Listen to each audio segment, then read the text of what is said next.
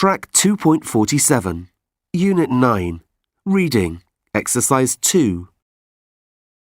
The early days of steam. 1. Horse-drawn trains.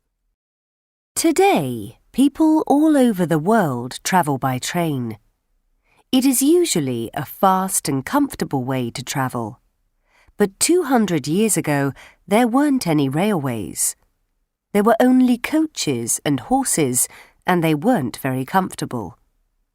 No trains meant horse-drawn vehicles also had to carry heavy loads. This was difficult for the horses and very slow. In 1804, the British government ordered railway tracks to be laid in South Wales to carry coal and minerals from the mines. The tracks helped the horses pull the coal more quickly. 2. The first successful locomotive train. Matthew Murray built the first steam locomotive train that worked for more than a few months. He called it the Salamanca, and it ran on the Middleton Railway in the north of England. This also carried coal, but it wasn't very successful. It only worked for 6 years. In 1818, the engine exploded. 3.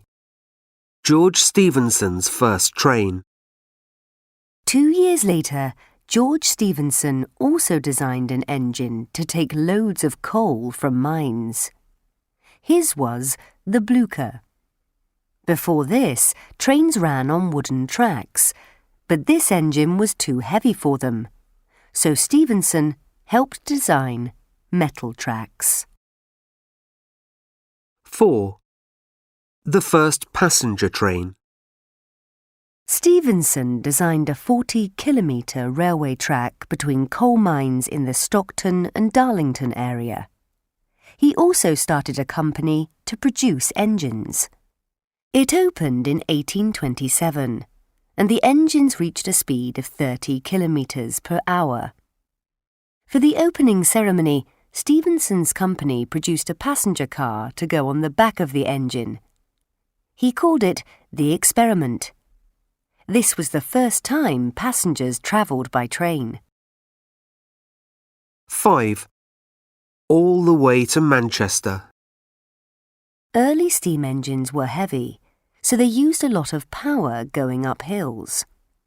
When Stephenson designed the Liverpool to Manchester Railway, he decided to make the route trains travelled on as flat as possible. This meant a lot of engineering work, making tunnels and cuttings through hills. There was a competition to find a designer for the engines on this railway.